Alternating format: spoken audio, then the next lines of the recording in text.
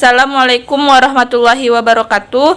Perkenalkan, nama saya Nabila Amalia. Saya dari kelas pendidikan IPA B 2019 dari Fakultas Matematika dan Ilmu Pengetahuan Alam Universitas Negeri Medan.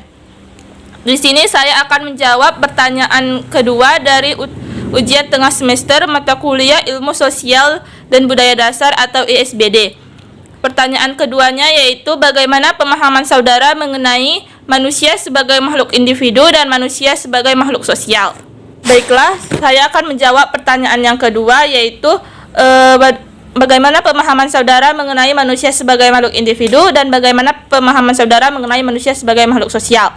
Yang pertama itu manusia sebagai makhluk individu. Menurut pendapat saya, manusia sebagai makhluk individu, kita itu harus mengetahui dulu apa sih pengertian dari individu. Individu itu berarti sesuatu yang tidak dapat dibagi-bagi atau satu kesatuan kecil yang terbatas. Hal ini menggambarkan manusia sebagai makhluk individu karena secara fisiologis manusia memiliki sifat bebas yang tidak memiliki ketergantungan dengan sesamanya. Dalam memenuhi hakikat individualitasnya, manusia akan selalu berusaha untuk mengembangkan kemampuan pribadinya seperti untuk bertahan hidup, berkomunikasi, dan lain sebagainya. Nah, tadi kan saya sudah menjelaskan apa sih pengertian dari individu, dan sekarang saya akan menjelaskan bagaimana menurut pendapat saya mengenai manusia sebagai makhluk individu. Manusia sebagai makhluk individu itu memiliki akal, pikiran, dan emosi. Dengan adanya akal, pikiran, dan emosi, manusia akan bertanggung jawab pada dirinya sendiri.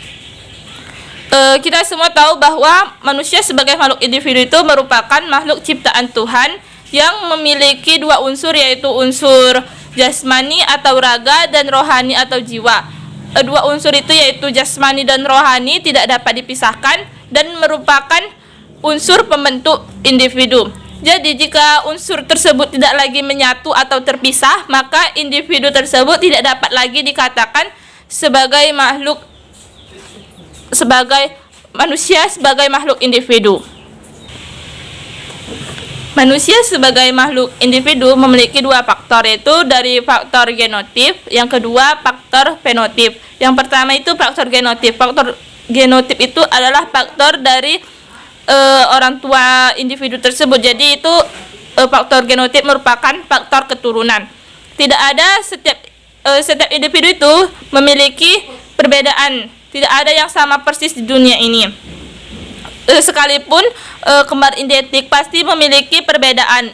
Misalnya dari perbedaan bentuk wajah, hidung, mata, rambut, dan lain sebagainya. Jadi setiap individu pasti memiliki perbedaan dan tidak ada yang sama persis. Yang kedua itu faktor fenotip, yaitu faktor dari lingkungan. Faktor fenotip ini berasal dari lingkungan. Dari lingkungan pun individu akan membentuk karakter individu tersebut. Jadi itulah dua faktor, yaitu faktor genotip dan faktor fenotip yang menjadi manusia sebagai makhluk individu.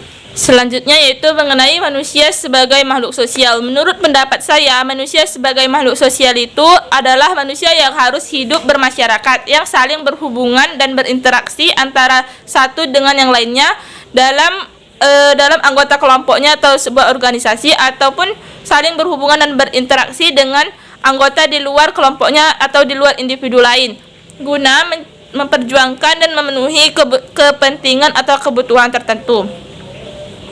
Menurut pendapat saya, setiap manusia sebagai makhluk sosial pasti memiliki naluri untuk saling tolong-menolong, sikap setia kawan, toleransi, serta memiliki empati dan simpati yang tinggi terhadap sesamanya. Selanjutnya, menurut saya, manusia sebagai makhluk sosial memiliki ciri-ciri. Ciri-ciri menurut pendapat saya, yang pertama itu sebagai makhluk sosial, manusia itu tidak dapat hidup sendiri. Yang kedua itu manusia memiliki untuk memenuhi kebutuhan sosial, yaitu saling berinteraksi dan berhubungan dengan orang lain. Yang ketiga, dengan adanya berinteraksi dan saling berhubungan dengan orang lain, maka manusia itu dapat mengembangkan potensi yang ada di dalam dirinya. Itulah yang bisa saya sampaikan mengenai pendapat saya tentang manusia sebagai makhluk individu dan manusia sebagai makhluk sosial. Lebih kurangnya saya mohon maaf. Sekian dan terima kasih. Wabillahi taufiq walhidayah. Wassalamualaikum warahmatullahi wabarakatuh. Baby, why do